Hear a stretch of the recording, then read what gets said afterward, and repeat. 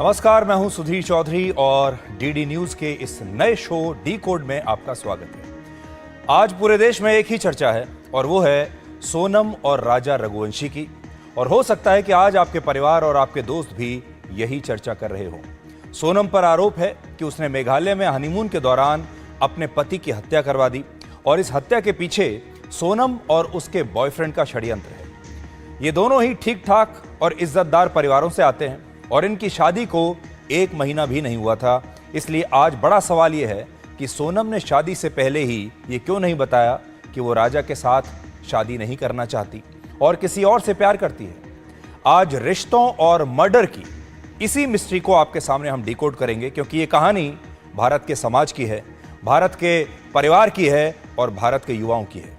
और आज हम आपको ये भी बताएंगे कि 7 जन्मों का वादा करने वाली शादियां अब 7 खून माफ क्यों मांग रही है। इसके बाद आपको बताएंगे कि प्रधानमंत्री मोदी के 11 साल के कार्यकाल में आपके आसपास क्या क्या बदल चुका है और क्या देश की तरक्की के मामले में प्रधानमंत्री मोदी भारत के पहले प्रधानमंत्री पंडित जवाहरलाल नेहरू से भी बेहतर साबित हुए हैं। और आखिर में आज आपको एक प्रोफेसर की कहानी सुनाएंगे।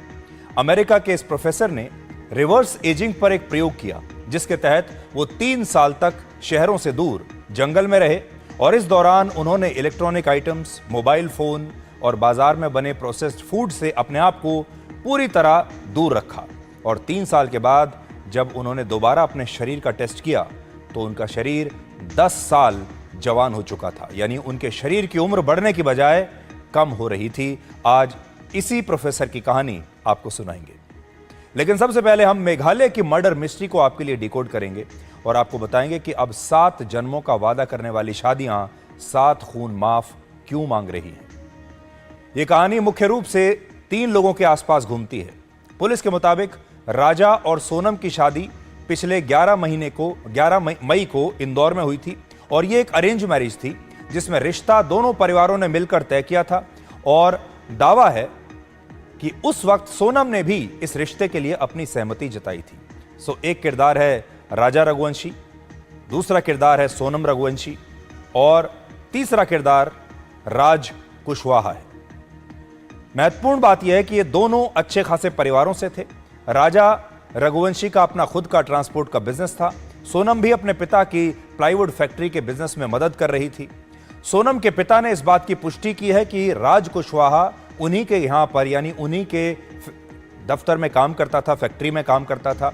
और पुलिस को ऐसा लगता है कि शादी से पहले सोनम और राज कुशवाहा दोनों एक रिश्ते में थे, जिसके कारण इन दोनों ने राजा रघुवंशी की हत्या करके उसे अपने रास्ते से हटा दिया।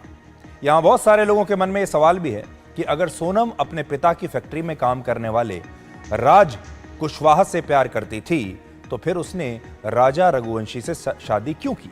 और अगर वो शादी नहीं करती तो ना तो इस लड़के की जान जाती, ना सोनम जेल में होती और ना ही इतना बड़ा हत्याकांड होता। ऐसा आरोप है कि 25 साल की सोनम ने यह सिर्फ पैसे की वजह से किया और यह भी हो सकता है कि समाज का या परिवार का भी कोई दबाव रहा हो।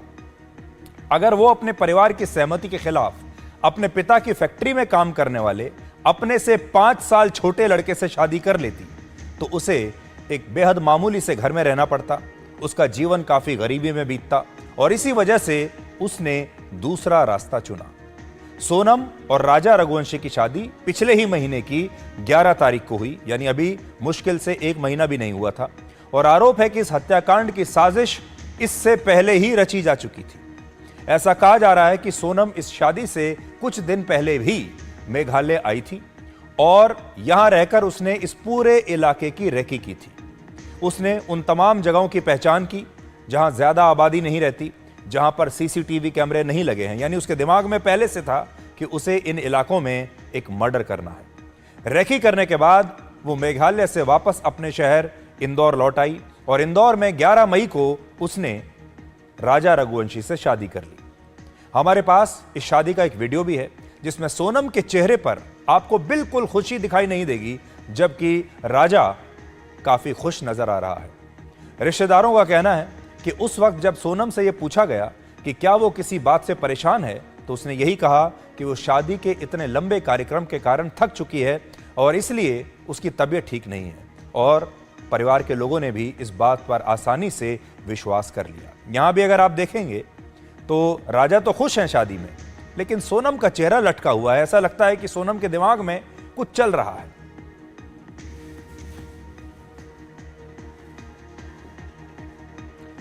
सच्चाई यह थी कि शादी के वक्त ही सोनम परेशान थी और वो अपने पति की हत्या करने के बारे में तब से ही सोच रही थी।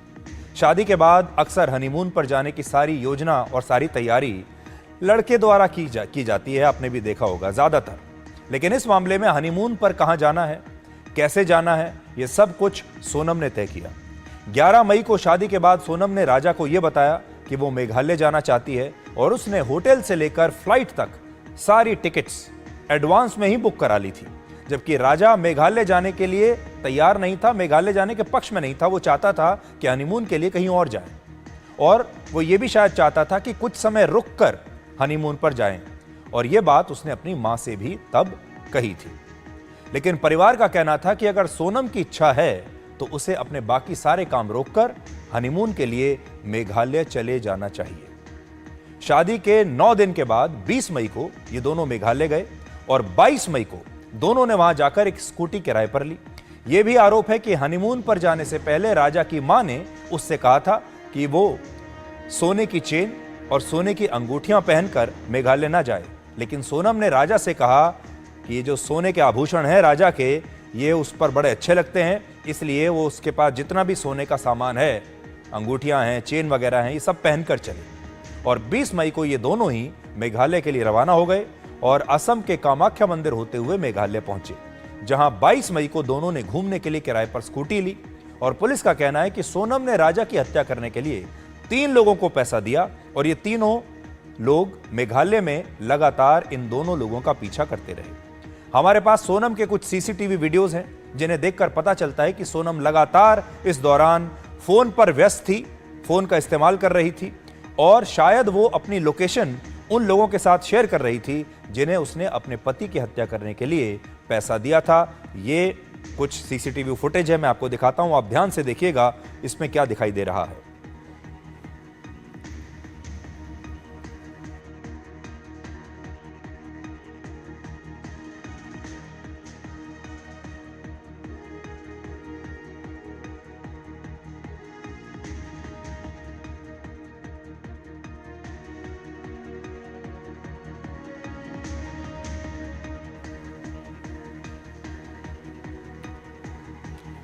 24 मई को पहली बार यह खबर आई कि सोनम और राजा का मेघालय में अपहरण हो गया है और शायद उनकी हत्या भी कर दी गई है। और उस वक्त ये खबर इस तरह से आई जैसे मेघालय में किसी ने मध्य प्रदेश के इस कपल का शायद पैसे के लिए अपहरण कर लिया है और मेघालय की सरकार और पुलिस इन्हें बचाने में नाकाम रही और वो कुछ खास कर नहीं रहे। आप देखिए, मध्य प्रदेश के मुख्यमंत्री ने इस पर सोशल मीडिया पर लिखा और भारत के गृह मंत्री अमित शाह से आग्रह किया कि वो इस मामले में मदद करें। उस वक्त मध्य प्रदेश के मुख्यमंत्री और केंद्रीय कृषि मंत्री शिवराज सिंह चौहान दोनों ने ही भारत के गृह मंत्री अमित शाह से फोन पर बात भी की और कहा कि वो इस मामले को लेकर मेघालय की सरकार से बात करें और इन दोनों को जल्द से जल्द वहां से छुड़ाया जाए। इससे आप समझ सकते हैं कि इस घटना से मेघालय की अपनी छवि भी कितनी खराब हो रही थी और ऐसा लग रहा था कि मेघालय के ही कुछ लोगों ने इन दोनों को लूटकर उन्हें बंधक बना लिया है और या शायद उनकी हत्या भी हो चुकी हो। 24 मई को मेघालय की पुलिस ने इस मामले की जांच शुरू की और उन्होंने ड्रोन्स की मदद से घने जंगल वाले इन तमाम इलाकों में इस कपल को ढूंढा। इन्हीं कोशिशों के बाद 2 जून को एक खाई के पास राजा रघुवंशी का शव बरामद हुआ और उसके शरीर पर ना तो उसके सोने की चेन थी, ना अंगूठियां थी, ना जेब में उसका वॉलेट था और बाकी सारा सामान भी गायब था। सोनम के बारे में पुलिस को कुछ पता नहीं चला और कुछ लोग सोशल मीडिया पर यह लिखने लगे कि मेघालय में राजा रघुवंशी से लूटपाट के बाद उनकी हत्या कर दी गई और उनकी पत्नी को अब भी अपराधियों ने बंधक बनाया हुआ है और इन खबरों से मेघालय की छवि को बड़ा नुकसान पहुंच रहा था।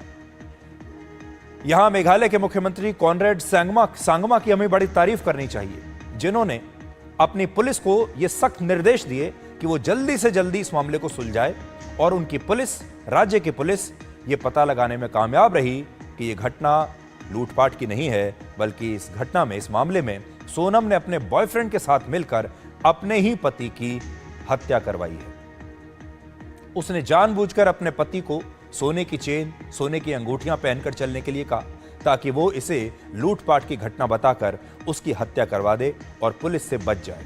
मेघालय की पुलिस ने इन लोगों को गिरफ्तार कर लिया है, जिनमें एक अपराधी का नाम है विशाल चौहान, दूसरा है आकाश राजपूत और तीसरा है आनंद कुर्मी।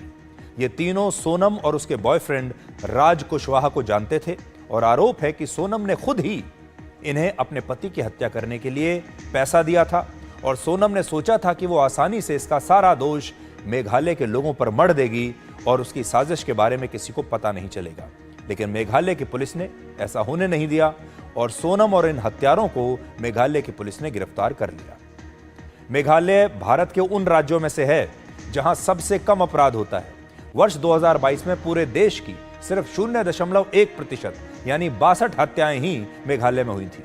मेघालय को पर्यटन के लिए बहुत सुरक्षित राज्य माना गया है, लेकिन इस घटना से मेघालय की अपनी छवि भी खराब हो रही थी और लोग सोशल मीडिया पर यह बातें लिखने लगे थे कि मेघालय भी अब सुरक्षित नहीं है और बहुत सारे लोग जो मेघालय जाना चाहते थे छुट्टियां मनाने के लिए, हनीमून के लिए, वो भी अब डरने लगे थे।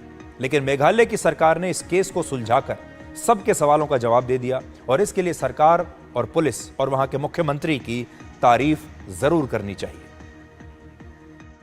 Well, I'm very sure they blame, yes, all these days they blame the government of Meghalaya, they blame people of Meghalaya. But now I think since we have already arrested the accused, which is more or less the one who committed the crime, I think everything will become clearer to them. And I'm very sure one day they have to also withdraw their statement against the Meghalaya.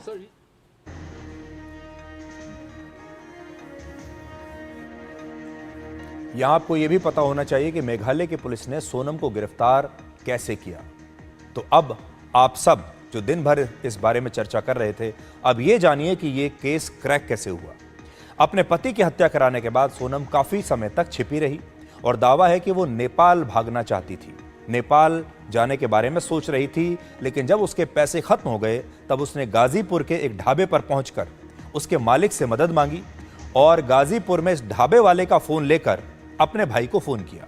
उसने कहा कि राजा की मेघालय में कुछ लोगों ने अपहरण करने के बाद हत्या कर दी है और वो किसी तरह से अपनी जान बचाकर यहां गाजीपुर आई है। ये उसकी कहानी थी। इसके बाद स्थानीय पुलिस को इसकी सूचना दी गई। मेघालय की पुलिस भी वहां पहुंच गई, जिसने ये देखा कि अगर सोनम के साथ लूटपाट की कोशिश हुई थी, अगर उसका भी अपहरण करने की कोशिश हुई है, तो फिर उसके शरीर पर एक भी चोट के निशान क्यों नहीं है। पुलिस ने जब बहुत अच्छी तरह से इस मामले की जांच की और सोनम से भी पूछताछ की तो उसे सोनम की बातों पर यकीन नहीं हुआ, शक हुआ। तब यह पता चला कि सोनम झूठ बोल रही है और उसी ने अपने बॉयफ्रेंड के साथ मिलकर अपने पति की हत्या करवा दी। मेघालय की पुलिस का कहना है कि उसने इस मामले को सुलझा लिया है। हालांकि सोनम के परिवार को अब भी इन बातों पर यकीन नहीं है कि उनकी बेटी ऐसा कर सकती है और सोनम का परिवार अब केंद्रीय गृह मंत्री अमित शाह से यह मांग कर रहा है कि इस मामले की सीबीआई जांच हो, जबकि राजा के परिवार का कहना है कि सोनम के इस हत्याकांड के लिए सोनम को फांसी की सजा होनी चाहिए। मैं सीबीआई की मांग कर रहा हूँ साहब, मेरे को सीबीआई चाहिए, मैंने चाहिए। सीबीआई नहीं आएगी जब तक कोई जांच नहीं होगी। हाँ, वहाँ की पुलिस तो अब मेरी छोरी को ही फंसा रही है सोनम के लिए, उल्टा केस उसके ऊपर लाद रही है। तो मेरे को सीबीआई की जांच तो चाहिए ना भाई। सीबीआई की जांच होगी जब तो उस चीज का पता चलेगा ना अपने को। आपको लग रहा है कि सोनम को फंसाया जा रहा है? फंसा रहे हैं, 100% फंसा रहे हैं वो लोग। क्योंकि वो फंस रहे हैं तो इसलिए वो उल्टा उसको सोनम को फंसा रहे हैं। क्योंकि वो लोग फंस रहे हैं, थाने वाले फंस रहे हैं। अगर सीबीआई जांच हो जाए तो ये समझिए कि पूरा थाना जेल में जाएगा। ये मैं उसी दिन से बोल रहा हूँ, पूरा थाना जेल में जाएगा, थाना नहीं बचेगा वहाँ का। जो वहाँ के जो गुंडे मवाली हैं वो थाने को पैसे देते हैं, हफ्ता देते हैं और वो लोग ये काम करवाते हैं। वहाँ जो बाहर के लोग आए, 50 आदमी आए, वो क्या बोलते हैं, वहाँ के आदमी उसको हादसा करके खत्म कर देती है वहाँ की पुलिस। वो तो यहाँ से जो मीडिया लगा हुआ है, ये आप लोगों का सब पूरा जो जितना मीडिया है वो मीडिया का सपोर्ट है, इसलिए ये केस बाहर आ गया है। जिसने भी हत्या करवाई उससे कड़ी से कड़ी सजा मिलना चाहिए। मेरा बच्चा किस हालत में था, कैसा तड़पा था, और अगर वो सोनम उससे इतना प्यार करती थी तो वो राजा को छोड़ के इस हालत में नहीं जा सकती थी। और सोनम सुरक्षित कैसी है, सोनम के ऊपर एक खरोच क्यों नहीं आया, तो 3 थे, 4 जने थे, 5 जने, 6 जने, जो भी उनकी टीम थी, उनको सबको कड़ी से कड़ी सजा मिलना चाहिए। इस पूरी घटना को जब आप डिकोड करेंगे तो आपको 3 बातें समझ में आएगी। यहां आपने 2 लोगों को देखा।